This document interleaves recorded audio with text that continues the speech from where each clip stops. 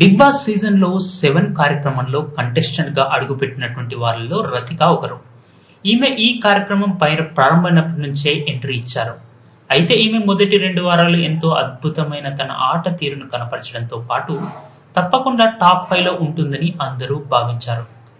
కానీ ఆ తర్వాత ఈమె తన స్వార్థం కోసం కంటెస్టెంట్లని వాడుకోవడం మొదలెట్టారు.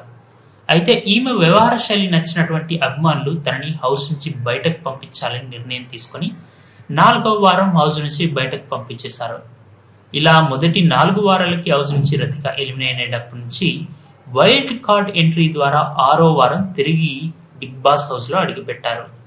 ఇక ఇప్పటికైనా తన ఆట తీరును మెరుగుపరుచుకుంటుంది అని అందరూ భావించారు. కానీ ఈమె అలాగే తన ఆట తీరుని ప్రదర్శించడంతో ఇప్పుడు కూడా టాప్ 5లో కొనసాగలేక 12వ వారం హౌస్ నుంచి బయటకు వచ్చారు. ఇక ఈ వారం డబుల్ ఎలిమినేషన్ ఉండడంతో శనివారం అశ్విని ఎలిమినేట్ కాగా ఆదివారం రతిక ఎలిమినేట్ అయినట్టు తెలుస్తుంది. ఇక 6 వారాల పాటు హౌస్ లో కొనసాగినటువంటి రతిక ఎంత మొత్తంలో రెమ్యూనరేషన్ తీసుకుంది అనేదే విషయాలు ప్రస్తుతం వైరల్ అవుతున్నాయి. తన రెమ్యూనరేషన్ ఎంత అని తెలియాల్సి ఉంది.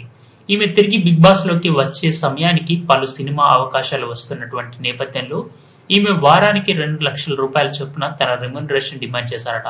ఇలా వారానికి 2 లక్షల రూపాయలు అడగడంతో బిగ్ బాస్ నిర్వాహకులు కూడా తనకు అదే స్థాయిలో రెమ్యూనరేషన్ ఇవ్వడానికి ఒప్పుకున్నారని, ఇలా 6 వారాల పాటు కొనసాగినటువంటి రతిక 12 లక్షల రూపాయల రెమ్యూనరేషన్ అందుకుందని వార్తలు వస్తున్నాయి.